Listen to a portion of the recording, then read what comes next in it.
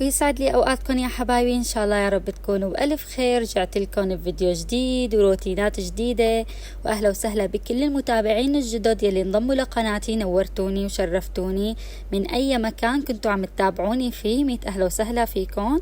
ان شاء الله بهالفيديو رح نعمل كتير شغلات مع بعض، لهيك جهزوا هيك فنجان قهوة، كاسة نسكافيه، ويلا خلونا نبدأ بالفيديو مع بعض. وكالعادة وكل يوم أول ما في الصبح لازم فورا أخذ الحبة تبع الغدة الدرقية. باخذ الحبة، لازم تكون على الريق، ومن بعد ولازم أقل شي ضل ساعة من بعد الحبة ما أشرب شي أو أكل شي فيه حليب. وهلأ من بعد ما أخذت الحبة واستنيت وقت، حبيت أشرب كاسة كراك. هلأ أنا بالعادة بشرب نسكافيه، بس ما بعرف حبيت أشرب كراك اليوم. هلأ الكراك يلي ما بيعرفه هو شاي مع الحليب، بضيفوا له زعفران وهين. صراحة المشروب كتير طيب، هو بالأصل هو مشروب هندي، بس من كتر ما انتشر والعالم حبته صار حتى البلدان العربية تعمله. هو بصراحة كتير كتير طيب. وجنب الكرك حبيت اكل لي شي شغله، ان كان بسكويت ساده او بسكويت بالشوكولا، اي شي، لانه انا ما بفطر الصبح. وهلا رح اشربها هيك على رواق ونبلش يومنا مع بعض ان شاء الله حبايبي. وانا شو عامله من قبل بنهار يا حذركم؟ اكيد لافه يبرق، لفيته من الليل وهلا بدي اطبخه. هلا راح احط اللحمه، ضيف اللحمه بقلب طنجره الضغط. هلا انا طنجره الضغط عامله فيديو من قبل عنها، طبخت فيها يبرق وحكيت لكم بشرح مفصل عنها. يلي حابب يحضره راح احط لكم ان شاء الله رابط الفيديو بالوصف لحتى تروحوا وتحضروا. يعني أنا كتير كتير بحب أطبخ اليبرق بطنجرة الضغط، بحسه بيطلع كتير طيب ومنتهي نهي، ما بياخد وقت أبدا. وهلأ حطيت اللحمة وحطيت معه قطع دجاج وحطيت كمان الثوم. وهلأ بدي لف اليبرق بالخيط. تعرفوا نحن الحموية لازم يعني نلف اليبرق بالخيط، منلفه هيك حزم حزام ومنحطه بقلب الطنجرة، منصفه مثل ما عم تشوفوا بهاي الطريقة. هيك بهاي الطريقة بنضمن انه اليبرق يضل مثل ما هو، كل حبة بحبتها، لانه بتعرفوا طنجرة الضغط ممكن مثلا يفلت او شي، فهيك خلص بنضمن انه يضل كله متماسك مع بعضه.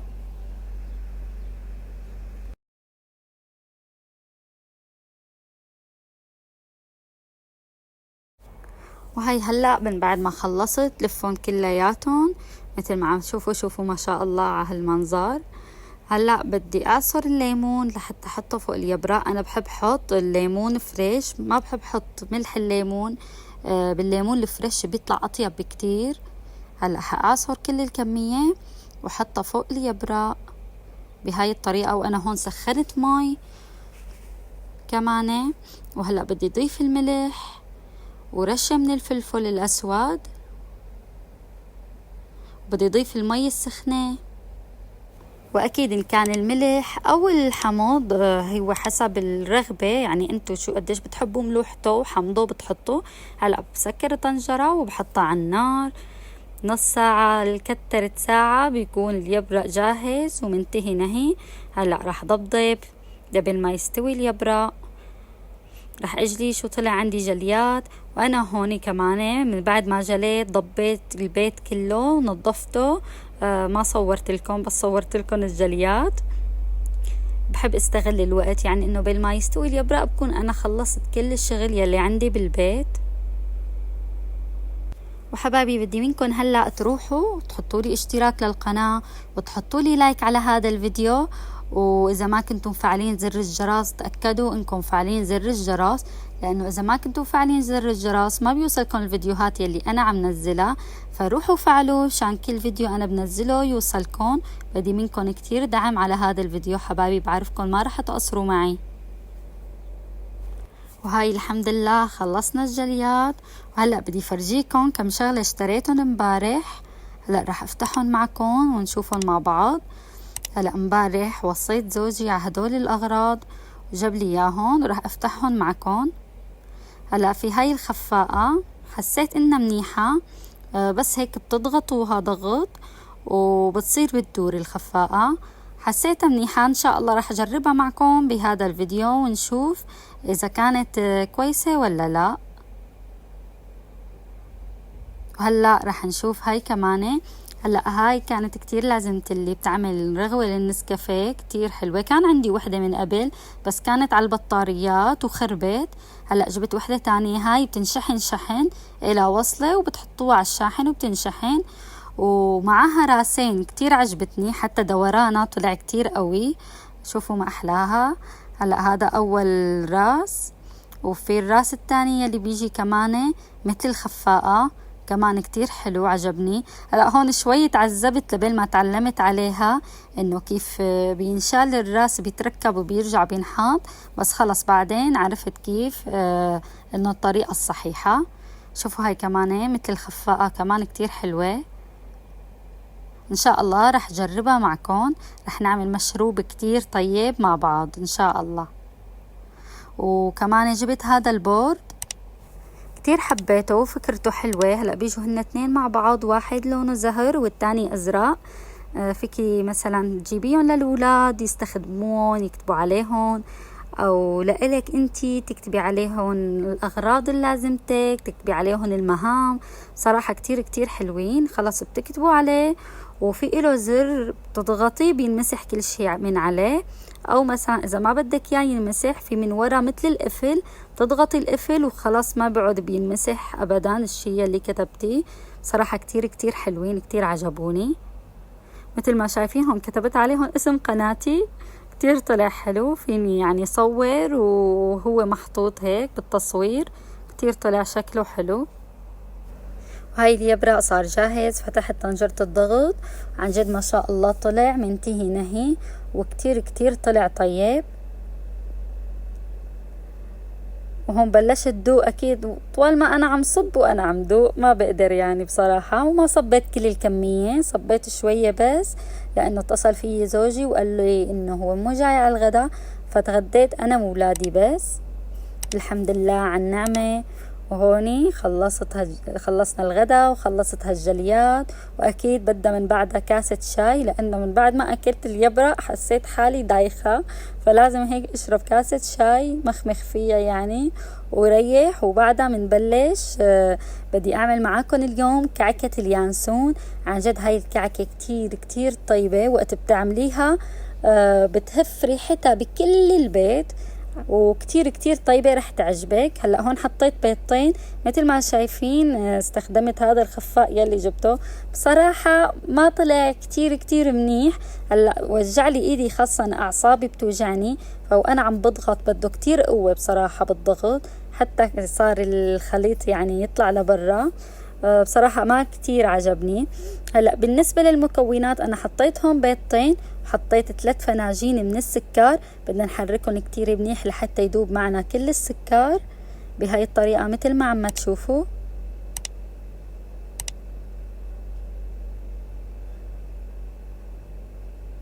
وهلأ بعد ما بتأكد انه السكر داب عندي، بدنا نحط معلقة صغيرة من الفانيلا، وبدنا نحط كمان معلقة صغيرة من البيكنج بودر، ونرجع نخفقهم مع بعض.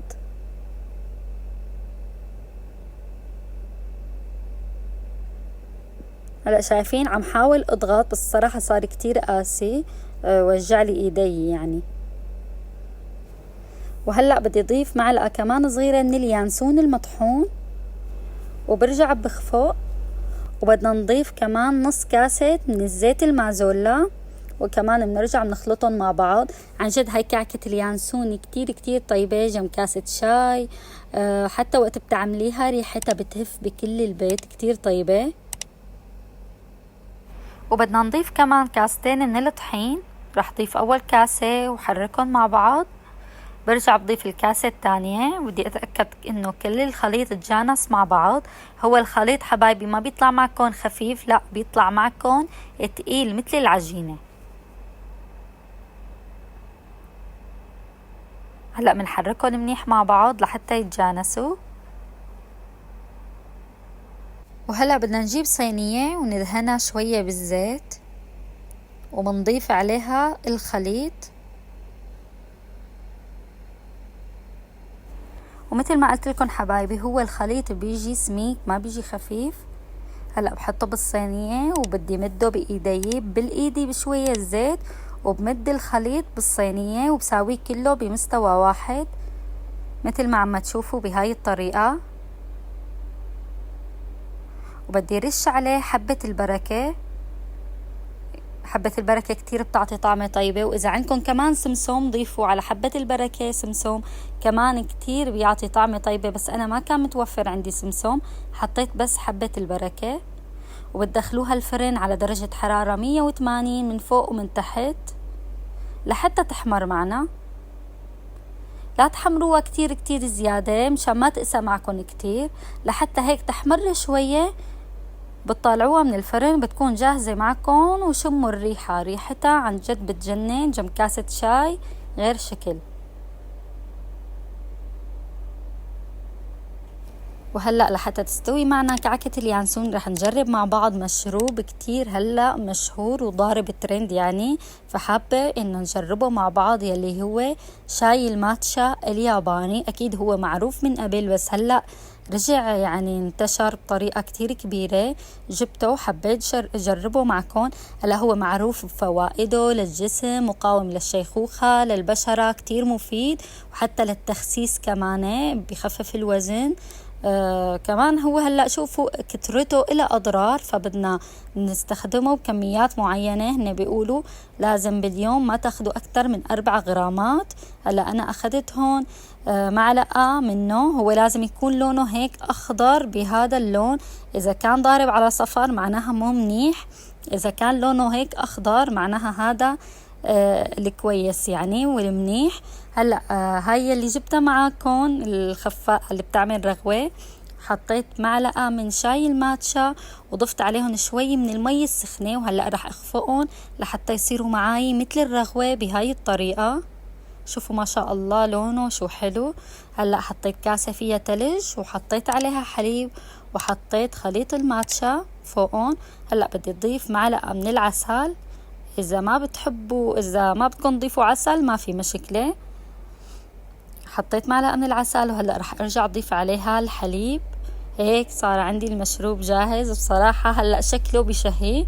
هلأ رح أجربه معكم لأول مرة ونشوف الطعم كيف. وبصراحة بعد ما دقته عن جد ما كنت متوقعته هيك، كتير كتير طلع طيب وحبيته. خلص من يوم ورايح هذا صار مشروبي المفضل، شاي الماتشا الياباني، خاصة من بعد ما قريت فوائده كتير كتير حبيته، وبنصحكم انكم تجيبوه وتجربوه. وهي كعكة اليانسون طلعت من الفرن وصارت جاهزة، ويا سلام على الروايح، الريحة وصلت يعني لسوريا، من الإمارات لسوريا. عن جد طلعت كتير طيبة، بنصحكم انكم تجربوها. هلا انتو اذا ما حابين تطلع كتير مأمرة لا تأمروها زيادة، هي حسب الرغبة يعني. هلا قطعتها هيك بهالطريقة مكعبات، فيكم تقطعوها بالطريقة يلي بتحبوها. هيك صارت جاهزة عندي. وهلأ عند المغرب آخر اليوم حبيت أطلع أتمشى شوي وآخد الولاد عندي قبال البيت، ممشى كتير حلو، بطلع منغير جو شوي من قعدة البيت، مع أنه الجو كان شوب بس كان في شوية هوا يعني مقبول نوعا ما، ماشي الحال. فقلنا يلا منغير جو شوي منحرك رجلينا. ولهون يا حبايبي بيكون خلص الفيديو لليوم. بتمنى تكون حبيتوه وعجبكم. اكتبوا لي بالكومنت شو اكتر شي حبيتوه بهذا الفيديو، ولا تنسوا حبايبي تحطوا اشتراك للقناة وتحطوا لي لايك على هذا الفيديو، وتتأكدوا انكم مفعلين زر الجرس لحتى يوصلكم كل فيديو جديد انا منزله. يلا يا حبايبي ان شاء الله بشوفكم على خير فيديوهات جديدة.